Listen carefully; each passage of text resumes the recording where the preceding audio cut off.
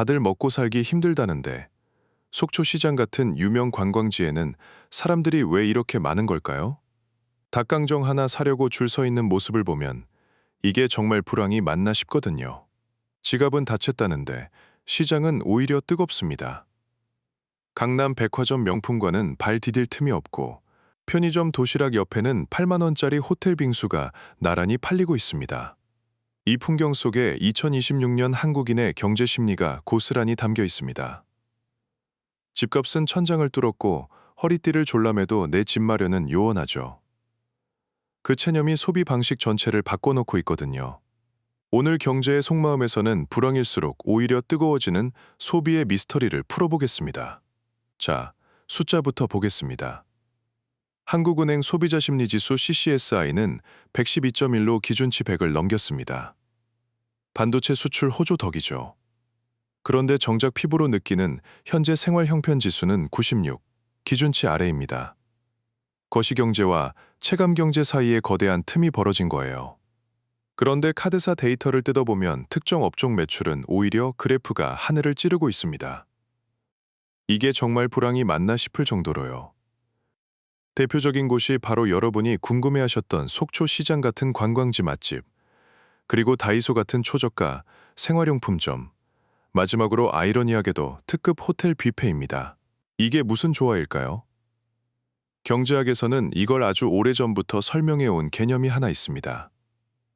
경제학 교과서에서나 보던 불황일수록 저가 사치품이 잘 팔린다는 립스틱 효과라는 개념이 2026년 대한민국 현실에 맞춰 새롭게 진화해서 우리 곁으로 돌아온 셈입니다. 2001년 미국 경기 침체기에 에스티 로더 회장이 흥미로운 현상을 발견합니다. 경제가 휘청거리는데 저렴한 립스틱 매출은 오히려 11%나 늘어난 거예요. 이후 이 현상에 립스틱 효과라는 이름이 붙었고, 돌아보니 1930년대 대공황 때도 비슷한 패턴이 관찰됐다는 기록이 있습니다. 왜 그랬을까요? 돈이 없어서 명품 코트나 드레스는 못 사지만 적은 돈으로 나를 돋보이게 하고 기분 전환을 할 수 있는 립스틱 하나 정도는 살 수 있었기 때문이죠. 그 심리가 100년이 지난 지금 2026년 대한민국에서는 속초 닭강정 줄이 되고 호텔 빙수 웨이팅이 되어 나타난 겁니다. 그런데 왜 이런 현상이 생기는 걸까요? 지금 서울 아파트 평균 매매가가 15억 원을 훌쩍 넘겼습니다. 중위소득 가구 기준으로 한 푼도 안 쓰고 월급을 모아도 서울의 집 한 채 사는데 거의 20년 가까이 걸립니다. 현실적으로 생활비를 쓰고 나면 30년, 40년도 모자라죠. 사실상 불가능하다는 이야기입니다. 예전에는 허리띠 졸라매면 5년 뒤엔 내 집 마련할 수 있어, 적금 만기 되면 차 바꿀 수 있어라는 희망이 있었죠. 그 희망이 있을 때는 닭강정 사 먹을 돈도 아꼈습니다. 그 돈 모아서 집 사야 하니까요. 5천 원, 만 원이 벽돌 한 장이라고 생각했으니까요. 그런데 지금은 어떤가요? 어차피 아껴도 집은 못 사, 이런 체념이 기저에 깔려 있습니다. 그렇다고 인생의 모든 즐거움을 포기하고 살 수는 없잖아요. 매일 아끼기만 하면서 살기엔 인생이 너무 팍팍하거든요. 그래서 사람들은 전략을 바꿉니다. 내가 통제할 수 없는 거대한 목표, 집, 차는 잠시 접어두고 지금 당장 내 손에 잡히는 확실한 행복, 맛있는 음식, 여행을 사자. 이건 비단 한국만의 현상이 아닙니다. 미국에서는 미래에 대한 불안감으로 소비에 집중하는 이러한 현상을 두고 둠 스펜딩이라는 새로운 이름을 붙였습니다. 미국의 금융 플랫폼 크레딧 카르마 조사를 보면 미국인의 약 3분의 2가 경제 상황에 불안을 느끼고 있었고, 그중 밀레니엄 세대의 43%, Z세대의 35%가 그 불안 때문에 오히려 충동 소비에 빠진다고 답했습니다. 중국의 탕핑족이 소비 자체를 거부했다면 한국과 미국은 현재를 위한 소비로 방향을 튼 겁니다. 속초 시장이 붐비는 이유가 바로 여기에 있습니다. 해외여행도 여전히 인기지만 4인 가족 기준으로 따져보면 이야기가 달라집니다. 비행기표의 숙소, 식비까지 합치면 500만 원은 우습게 넘기거든요. 같은 돈이면 속초를 10번은 갑니다. 주말에 차 끌고 가서 닭강정 줄 서고 바다 보고 시장 구경하고 오면 그것만으로 한 주가 리셋되거든요. 거창한 계획 없이도 확실한 만족이 손에 잡히는 거죠. 그래서 속초 같은 곳에 사람이 이렇게 몰리는 겁니다. 기름값 좀 들고 가서 맛있는 거 실컷 사 먹어도 30만 원, 50만 원이면 해결되니까요. 이건 과소비가 아닙니다. 불확실한 미래 대신 확실한 현재를 선택한 아주 합리적인 소비 전략인 셈이죠. 그런데 여기서 끝이 아닙니다. 같은 사람이 점심에 5천 원을 아끼고 저녁에 8만 원을 쓴다면 어떻게 봐야 할까요? 이게 단순한 모순처럼 보이지만 사실은 치밀하게 설계된 생존법이거든요. 그런데 여기서 한 발짝 더 들어가 보겠습니다. 단순히 싼 걸로 만족한다고 하기엔 설명이 안 되는 부분이 있습니다. 바로 소비의 양극화입니다. 어쩌면 이게 오늘 이야기의 핵심일지도 모릅니다. 최근 유통업계 데이터를 보면 정말 흥미로운 현상이 발견됩니다. 백화점 명품관 매출은 여전히 견고한데 대형마트의 중간 가격대 제품들은 매출이 뚝 떨어졌습니다. 그리고 편의점 도시락을 포함한 간편식 시장은 2016년 2조 3천억 원에서 2026년 약 7조 원 규모까지 폭발적으로 성장했습니다. 이걸 한 사람의 하루로 재구성해 볼까요? 직장인 김모 씨는 점심시간에 5,500원짜리 편의점 도시락을 먹습니다. 동료들과 요즘 밥값이 너무 올라서 식당 가기가 무섭다며 한숨을 쉬죠. 실제로 서울 기준 냉면 한 그릇 평균 12,000원, 비빔밥이 11,000원을 넘긴 시대니까요. 매일 점심값으로 10,000원 이상을 쓰면 한 달에 25만 원이 넘게 깨집니다. 그래서 김 씨는 편의점 도시락으로 끼니를 때웁니다. 그런데 여기서 반전이 일어납니다. 그렇게 아낀 돈으로 퇴근길에는 친구를 만나서 8만 원짜리 호텔 딸기 뷔페를 갑니다. 아니면 주말에 10만 원짜리 오마카세를 예약하죠. 예약 전쟁을 뚫고 말입니다. 점심값 5천 원을 아끼려고 편의점을 가는데 디저트에는 8만 원을 쓴다. 기성세대가 보기엔 저게 무슨 앞뒤 안 맞는 행동이냐, 배가 불렀다라고 혀를 찰 수도 있습니다. 하지만 여기에는 2026년형 소비 트렌드인 가심비, 가격 대비 심리적 만족도가 숨어 있습니다. 김 씨에게 점심 식사는 단순히 배를 채우는 행위입니다. 생존을 위한 연료 주입이죠. 회사 근처 식당에서 12,000원짜리 김치찌개를 먹는다고 해서 인생이 행복해지지는 않거든요. 여기에 큰돈을 쓰고 싶지 않은 겁니다. 하지만 호텔 빙수나 오마카세는 다릅니다. 그건 경험이고 위로이며 인스타그램에 올릴 수 있는 나의 정체성입니다. 나 이렇게 힘들게 일하는데 이 정도 보상은 받아야 하지 않아? 라는 심리. 심리학 분야에서는 고생한 자신에게 선물을 주는 이런 마음을 보상 소비라는 전문 용어로 설명하기도 합니다. 경제가 어려울수록 이 보상 심리는 더 강해집니다. 내가 통제할 수 있는 범위 내에서 최고의 사치를 누려보고 싶은 욕망이죠. 샤넬 가방은 1,000만 원이라 못 사지만 샤넬 립스틱은 5만 원이면 살 수 있고 포르쉐는 못하지만 호텔 빙수는 먹을 수 있으니까요. 여기서 반전입니다. 이 패턴은 2030 세대만의 것이 아닙니다. 4050 세대에서도 나타나기 시작했습니다. 4050 세대는 주로 건강과 취미에서 이런 양극화를 보입니다. 평소에는 마트에서 100원이라도 싼 두부를 찾으면서 골프채를 바꾸거나 고급 등산 장비를 사는 데는 수백만 원을 망설임 없이 씁니다. 심지어 자전거 한 대에 1,000만 원을 호가하는 제품도 없어서 못 판다고 하죠. 그런데 4050 세대의 속마음을 들여다보면 더 흥미롭습니다. 자녀 학원비 하나를 올리는 데는 한 달을 고민하면서 자기 골프 라운딩비 20만 원은 눈 하나 깜짝 안 하고 결제하거든요. 아이 옷은 당근마켓에서 사면서 본인 등산화는 50만 원짜리를 지릅니다. 왜일까요? 자녀 교육은 끝이 안 보이는 의무이지만 골프와 등산은 내가 선택한 보상이기 때문입니다. 평생 남을 위해 살아온 세대가 이제야 나도 좀 살자라고 말하기 시작한 거예요. 결국 쓸 때는 쓰고 아낄 때는 아낀다는 건데 그 기준이 남들이 보기에 합리적인가가 아니라 내 마음이 만족하는가로 완전히 이동한 겁니다. 타인의 시선보다 나의 도파민이 더 중요한 시대가 된 것이죠. 이런 현상을 잘 보여주는 게 바로 뷔페의 부활입니다. 몇 년 전만 해도 뷔페는 질보다 양이라며 좀 한물간 외식 문화 취급을 받았었죠. 그런데 최근 뷔페들이 다시 전성기를 맞았습니다. 왜일까요? 단품 메뉴 가격이 너무 올랐기 때문입니다. 삼겹살 1인분에 2만 원, 된장찌개 추가하면 2인 식사에 6에서 7만 원이 훌쩍 넘습니다. 그러다 보니 차라리 3만 원에서 4만 원 내고 샐러드부터 스테이크, 디저트까지 다 해결할 수 있는 뷔페가 역설적으로 가성비 좋은 선택지가 되어버린 겁니다. 과거 사치의 상징이었던 뷔페가 고물가 시대에는 가장 합리적인 가성비의 상징으로 변신했다는 아이러니죠. 그런데 이렇게 소비자들이 양 끝으로 달려가 버리면 그 중간에 서 있던 가게들은 어떻게 될까요? 가장 싼 것도 아니고 가장 특별하지도 않은 그 어중간한 자리가 얼마나 위험한지 지금부터 한번 살펴보겠습니다. 자, 소비자가 이렇게 변하면 기업들은 어떻게 될까요? 여기서부터는 조금 냉정한 비즈니스의 세계로 들어가 보겠습니다. 여러분이 만약 자영업을 준비하고 계신다면 이 부분을 특히 주의 깊게 들으셔야 합니다. 지금 시장에서 가장 고통받는 곳은 어디일까요? 최고급 명품 브랜드? 아닙니다. 에르메스는 여전히 가격을 올려도 줄을 섭니다. 다이소 같은 초저가 브랜드? 더더욱 아닙니다. 매장 수를 계속 늘리고 있죠. 가장 위험한 곳은 바로 어중간한 브랜드들입니다.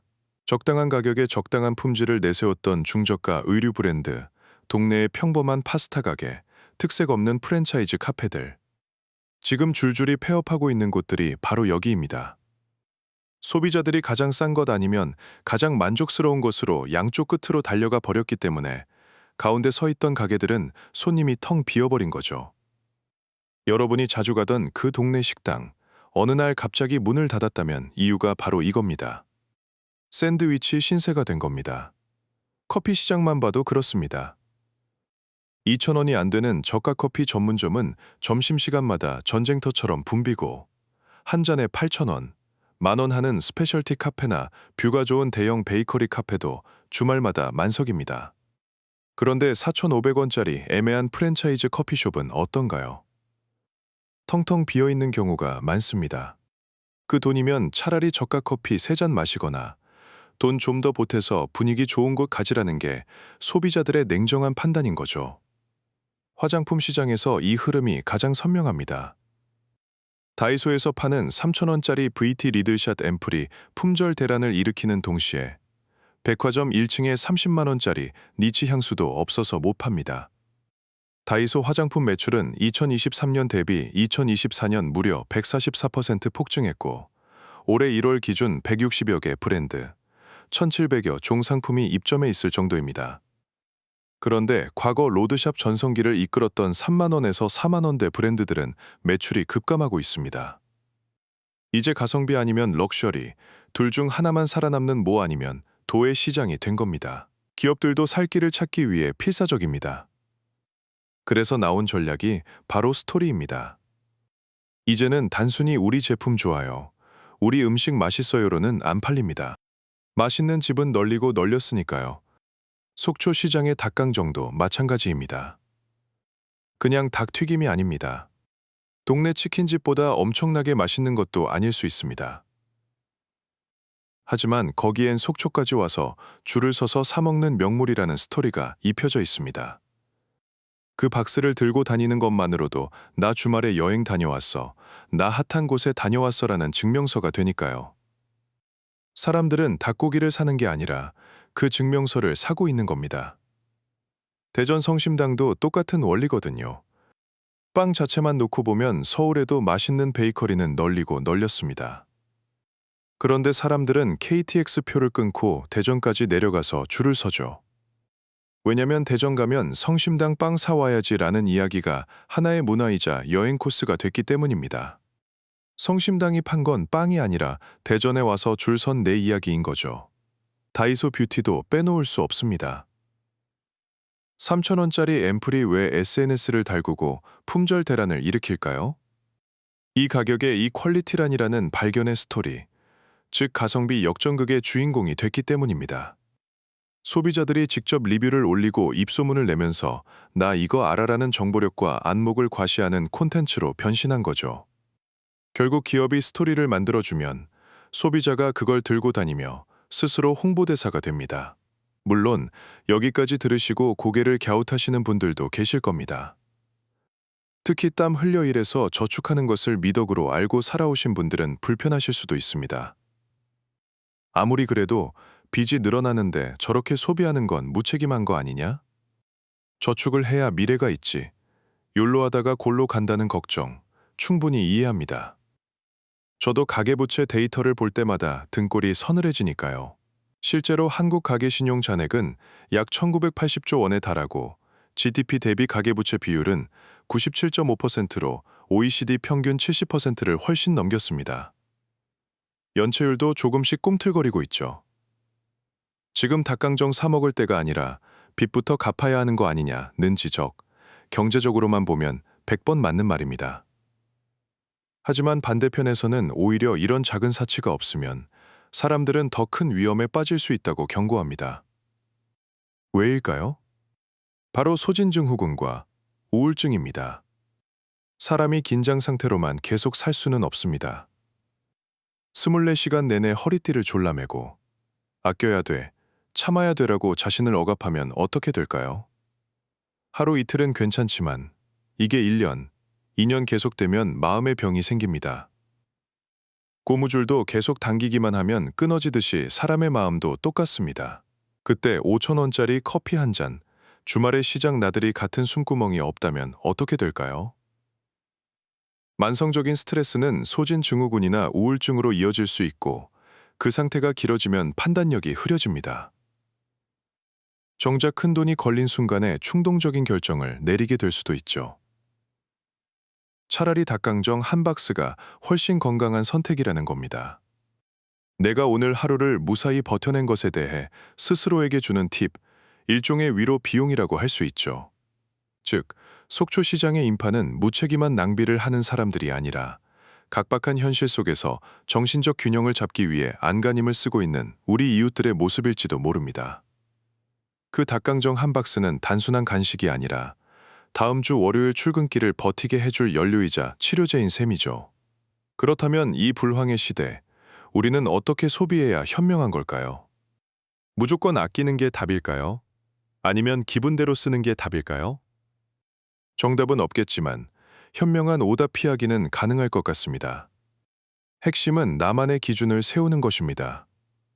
남들이 다 하니까 무작정 따라하는 소비보다는 내가 진짜 행복을 느끼는 곳이 어디인지 스스로에게 진지하게 묻고 그곳에 집중하면서 나머지는 과감하게 줄이는 선택과 집중을 한 번쯤 고민해 볼 시점이라는 거죠. 예를 들어보겠습니다. 나는 먹는 것에는 큰 관심이 없다면 식비는 철저하게 가성비로 가고 도시락을 싸 다녀도 좋습니다. 대신 내가 좋아하는 등산이나 독서에는 아낌없이 투자를 하는 식입니다. 반대로 나는 맛있는 거 먹는 게 인생의 유일한 낙이라면 옷이나 자파는 다이소를 이용하더라도 식비에는 돈을 쓰는 거죠. 한 가지만 조심하세요. 가장 경계해야 할 것은 남에게 보여주기 위한 소비입니다. 옆집 철수가 해외여행 간다고 나도 빚내서 가고 직장 동료가 명품 샀다고 나도 할부로 긁는 것. 이것이야말로 진짜 위험한 과소비입니다. 하지만 내가 정말 원해서 내 마음을 달래기 위해 속초 시장에 줄을 선다면 그건 투자입니다. 중요한 건 타인의 시선이 아니라 나의 만족입니다. 속초 시장에 줄 선 사람들이 행복해 보인다면 그건 그들이 남을 의식해서가 아니라 그 순간만큼은 진짜로 즐겁기 때문일 겁니다. 그리고 작은 사치를 즐기되 큰 흐름을 놓치지 않는 지혜가 필요합니다. 립스틱을 사고 닭강정을 먹으면서 스트레스를 풀더라도 내 자산이 어디로 흘러가고 있는지, 노후 준비는 어떻게 되고 있는지 주기적으로 점검하는 현실, 감각은 잃지 말아야겠죠. 소비로 마음을 위로하되 통장 잔고가 주는 경고음까지 무시해서는 안 된다는 뜻입니다. 처음 질문으로 돌아가 볼까요? 경제가 어려운데 왜 속초 시장에는 사람이 많을까? 이제 답이 좀 보이시나요? 그건 경제가 괜찮아서가 아니라 오히려 경제가 어렵기 때문에 나타나는 현상이었습니다. 집을 사고 차를 바꾸는 큰 꿈이 멀어진 시대, 사람들은 닭강정과 호떡이라는 작은 꿈이라도 잡으려고 그곳에 모인 겁니다. 손에 잡히지 않는 미래의 행복 대신 지금 당장 내 입안에서 느껴지는 확실한 달콤함을 선택한 것이죠. 어쩌면 오늘 퇴근길, 여러분의 손에 들린 편의점 맥주 한 캔이나 주말에 가족과 함께 먹을 치킨 한 마리가 2026년을 버티게 하는 가장 큰 힘일지도 모릅니다. 그 작은 소비들이 모여서 우리 경제를 돌리고 또 우리네 삶을 지탱하고 있는 건 아닐까요? 그러니 혹시라도 아끼지 못했다고 나는 왜 이렇게 푼돈에 집착하나라고 너무 자책하지는 마세요. 우리는 계산기가 아니라 감정을 가진 사람이니까요. 때로는 이성적인 절약보다 감성적인 낭비가 우리를 살게 하기도 합니다. 다만 그 소비가 나를 진짜로 위로해 주는 것인지 아니면 그냥 습관적인 지출인지 한 번쯤 들여다보는 시간은 필요할 것 같습니다. 여러분의 작은 사치는 무엇인가요? 힘들 때 나를 위로해 주는, 절대 포기할 수 없는 단 하나가 있다면 댓글로 남겨주세요. 서로의 지혜를 나누다 보면 이 팍팍한 시기를 건너갈 힌트를 얻을 수 있지 않을까요? 경제의 속마음이었습니다. 오늘 영상이 도움이 되셨다면 구독과 좋아요 부탁드립니다.